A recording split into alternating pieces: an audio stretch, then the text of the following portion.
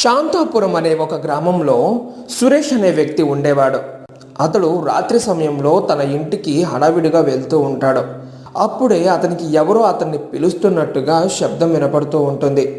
సురేష్, ఎక్కడికి వెళ్తున్నావు? అంత వేగంగా వెళ్ళకూడదు. నా కోసం నువ్వు రావాలి. ఒక్కసారి వెనక్కి తిరిగి చూడు అని పదే పదేగా పిలుస్తూ ఉంటారు. సురేష్కి చాలా భయం వేస్తుంది. అతను వెనక్కి తిరిగి చూడకుండా అలా పరిగెడుతూనే ఉంటాడు. ఇంతలో ఒక అమ్మాయి అక్కడ ప్రత్యక్షమవుతుంది. ఆమె పేరు ఇంద్రజ. సురేష్, ఎక్కడికి వెళ్తున్నావు? అదిగో మా అమ్మ నిన్ను పిలుస్తుంది, ఒకసారి అటు చూడు అని అంటుంది. కనపడేదంతా నిజం కాదు. నువ్వు దెయ్యానివని నాకు తెలుసు. నా భార్య ఇంద్రజ రూపంలోకి వచ్చి నన్ను చంపాలనుకుంటున్నావా?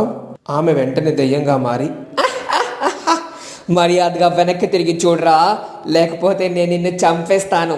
సురేష్, నువ్వు నేను వెనక్కి తిరిగి చూసేంత వరకు నన్నేమీ చేయలేవని నాకు బాగా తెలుసు. ఎలా అయినా సరే ఈ రుద్రాక్షని తీసుకువెళ్ళి ఆ అమ్మ చేతిలో పెడతాను. అలా ఎప్పటికీ జరగనివ్వను. నిన్ను చంపేస్తాను, ఎలా అయినా నిన్ను చంపేస్తాను అని అంటుంది. అతను నీ వల్ల కాదు అని పరిగెడుతూనే ఉంటాడు. ఇంద్రజ రూపంలో ఉన్న దెయ్యం కూడా అతన్ని చంపడానికి ఎంతో ప్రయత్నం చేస్తూ ఉంటుంది. కానీ అది జరగదు. అతను చాలా హడావిడిగా మంత్రాల అవ్వ దగ్గరకు వెళ్ళి తన చేతిలో ఉన్న తాయెత్తుని ఆమెకు ఇస్తాడు. చాలా మంచి పని చేశావు బాబు. ఇక నుంచి ఏ దెయ్యాలు కూడా మన ఊరి మీద ఆవహించవు, ప్రజల్ని చంపి తినవు అని అంటుంది. చాలా మంచిదమ్మా, మీరు చెప్పినట్టు జరిగితే చాలా సంతోషం. ఊరు ప్రజలందరూ కూడా చాలా సంతోషంగా ఉంటారు. అసలు ఈ సురేష్ ఎవరు? ఆ మంత్రాల అవ్వ ఏంటి? ఆ ఊరికి పట్టిన దెయ్యాల పీడ ఏంటి అనేది తెలుసుకోవాలంటే మనం కొన్ని రోజుల క్రితం వెనక్కి వెళ్ళాలి. కొన్ని రోజుల క్రితం ఊరి ప్రజలందరూ కూడా చాలా సంతోషంగా జీవిస్తూ ఉన్నారు. ఎవరి పనుల్లో వాళ్ళు నిమగ్నమై ఉన్నారు. అలా ఉండగా ఒకరోజు రాత్రి సమయం, సరిగ్గా కొన్ని రోజుల క్రితం సురేష్కి ఇంద్రజ అనే అమ్మాయితో పెళ్లి జరుగుతుంది. దాన్నంతా చూస్తున్న నాగలక్ష్మి అనే అమ్మాయి తన మనసులో, సురేష్ని నాకు కాకుండా చేసింది ఆ ఇంద్రజ. నేను దానిని వదిలిపెట్టను. ఏదో ఒకటి చేసి దాన్ని చంపైనా సరే సురేష్ని నా సొంతం చేసుకుంటాను అని తనలో తాను చాలా బాధపడుతూ ఏడుస్తూ ఉంటుంది. తల్లిదండ్రులు ఆమెతో, చూడమ్మా నాగలక్ష్మి, ఇప్పుడు సురేష్ ఇంద్రజాకి భర్త. నువ్వు సురేష్ని కావాలనుకోవడం చాలా పెద్ద తప్పు. నీకు అర్థమవుతుందా అమ్మా? అవునమ్మా నాగలక్ష్మి, నువ్వు సురేష్ గురించి మర్చిపో. నీకు సురేష్ కంటే గొప్ప సంబంధాన్ని, గొప్ప అందగాన్ని తీసుకొచ్చి నీకు పెళ్లి చేస్తాను. ఆ మాటలు విన్న నాగలక్ష్మి, మర్యాదగా మీరు ఇక్కడ నుంచి వెళ్ళిపోండి. నాకు మిమ్మల్ని చూస్తే చాలా కోపంగా ఉంది. మీ వల్లే నాకు సురేష్ కాకుండా అయిపోయాడు అని వాళ్ళని తిడుతుంది. చూడమ్మా, ఆస్తిపాస్తులు లేని వాడిని చేసుకొని నువ్వు ఏం సుఖపడతావు? అందుకే కదా మేము ఈ పెళ్లి సంబంధం వద్దు అని చెప్పింది.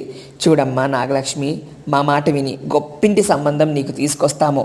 పెళ్లి చేసుకుని సంతోషంగా ఉండు. ఈ పంతాలకు పట్టింపులకు పోవద్దు. ఆ మాటలు విన్న నాగలక్ష్మి మరింత కోపంగా, ఏంటి మర్చిపోవాలా? గొప్ప సంబంధం తెస్తారా? మనసు మార్చుకోవడం నా వల్ల కాదు. ఇదంతటికి కారణం మీరే. అసలు మీరు అడ్డు లేకపోతే నాకు ఇదంతా వచ్చేది కాదు కదా అని చాలా కోపంగా వాళ్ళని తిడుతూ ఉంటుంది. ఇక ముగ్గురు మధ్య చాలా పెద్ద గొడవే అవుతుంది.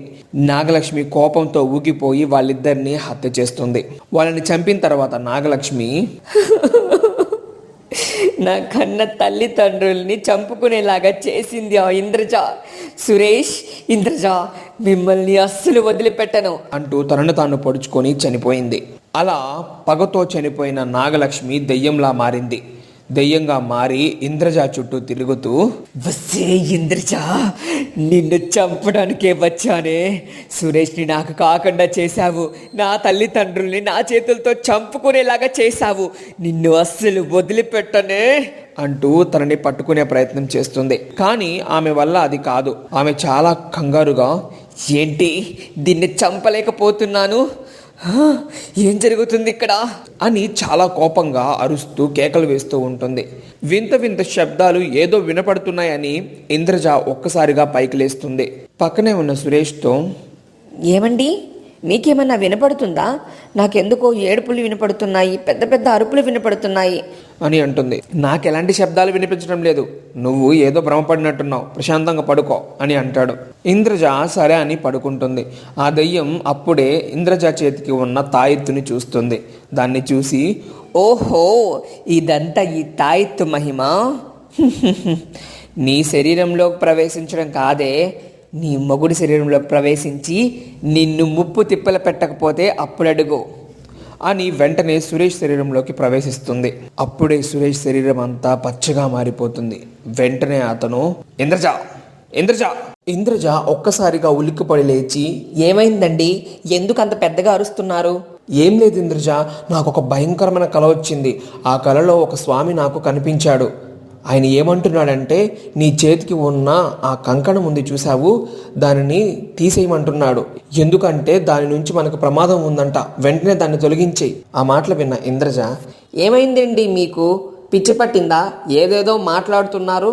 నేను చెప్పినట్టు త్వరగా చెయ్యి ఇంద్రజ, లేదంటే చాలా ప్రమాదంలోకి వెళ్ళిపోతాము. ఇంద్రజ సరే అని చెప్పి తన చేతికి ఉన్న తాయెత్తిని విసిరి కొడుతుంది. వెంటనే ఆ దెయ్యం బయటకు వచ్చి ఇంద్రజాని పట్టుకుంటుంది. ఇంద్రజ శరీరం అంతా పచ్చగా మారిపోతుంది. దానిని చూసిన సురేష్ చాలా కంగారు పడుతూ ఉంటాడు. ఆమె అతని వైపు చూసి పెద్దగా నవ్వుతూ పరిగెడుతూ ఉంటుంది. సురేష్ ఆమె వెంట పరిగెడుతూ ఉంటాడు. ఇంతలో మంత్రాల అవ్వ కనబడుతుంది. ఎవరు బాబు నువ్వు? వాళ్ళు ఎవరు? ఎందుకు అలా పరిగెడుతున్నారు? ఏమో అండి, నాకు తెలీదు. తనకి శరీరంలో దెయ్యం పట్టినట్టుంది. అప్పుడు మంత్రాల అవ్వ ఒక్క నిమిషం ఆగు అని చెప్పి తన మాయాశక్తితో ఏం జరిగిందో పూర్తిగా తెలుసుకుంటుంది. అదే విషయాన్ని సురేష్కి చెప్తుంది. సురేష్ ఏడుస్తూ, మరి ఇప్పుడు నేనేం చెయ్యాలి? నా భార్యని ఎలా కాపాడుకోవాలి? నీకు ఒక రుద్రాక్ష గురించి చెప్తాను, విను. ఆ రుద్రాక్షను వెంటనే తీసుకురా, లేదంటే ఆమె ప్రాణానికే ప్రమాదం. అప్పటి వరకు ఆమె ప్రాణానికి ఏం కాకుండా నేను చూసుకుంటాను అని అంటుంది. అందుకు సురేష్ సరే అని చెప్పి ఆ వివరాలు కనుక్కొని అక్కడి నుంచి బయలుదేరతాడు.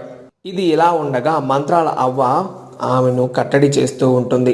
ఆ దెయ్యం పెద్ద పెద్దగా కేకలు వేస్తూ, మర్యాదగా నన్ను వదిలిపెట్టండి, మర్యాదగా నన్ను వదిలిపెట్టండి. నేను దీన్ని చంపాలి, దీన్ని చంపి సురేష్ని నా వశం చేసుకోవాలి. ఆ మాటలు విన్న మంత్రగత్తె, అదంతా అస్సలు కుదరదు, నిన్ను ఇప్పుడే అంతం చేస్తాను అని అంటూ దానిని భయపెడుతూ ఉంటుంది. ఇది ఇలా ఉండగా వెంటనే సురేష్ చాలా దూరం ప్రయాణించి మంత్రాల అవ్వ చెప్పినట్టుగా ఆ రుద్రాక్షని తీసుకొని వస్తాడు. ఇక మార్గ మధ్యలో ఏం జరిగిందో మనకి తెలిసిందే. ఇక వెంటనే దాన్ని తీసుకొచ్చి మంత్రాల అవ్వ చేతిలో పెడతాడు. ఇక మంత్రాల అవ్వ పెద్దగా నవ్వుతూ, ఈ రోజుతో ఈ ప్రపంచాన్ని నేను అంతం చేస్తాను. దెయ్యాలారా, పిశాచులారా, రండి, నా దగ్గరకు రండి అంటూ పెద్ద పెద్దగా కేకలు వేస్తుంది. అక్కడ ఉన్న ఎన్నో పిశాచులు ఆ మంత్రగత్తె శరీరంలోకి ప్రవేశిస్తాయి. మంత్రగత్తె ఒక్కసారిగా పెద్దదిగా మారుతుంది. దాన్ని చూసిన సురేష్ చాలా భయపడుతూ ఉంటాడు. అతను ఒక్కసారిగా నిద్రలేచి, ఏంటిదంతా? ఇదంతా కళ? నా ఇంద్రజ ఉందా అని కంగారు పడుతూ ఉంటాడు. ఇంద్రజ పక్కన నిద్రపోతూ ఉంటుంది. అమ్మో, ఇలాంటి పీడికలలు రాకుండా ఉండాలి స్వామి అంటూ ప్రశాంతంగా మళ్ళీ పడుకుంటాడు. ఇలాంటి పీడికలలు మీకు ఎప్పుడైనా వస్తే కామెంట్ చేయండి. ఇలాంటి మంచి మంచి స్టోరీస్ కోసం మన ఛానల్ని సబ్స్క్రైబ్ చేసుకోండి.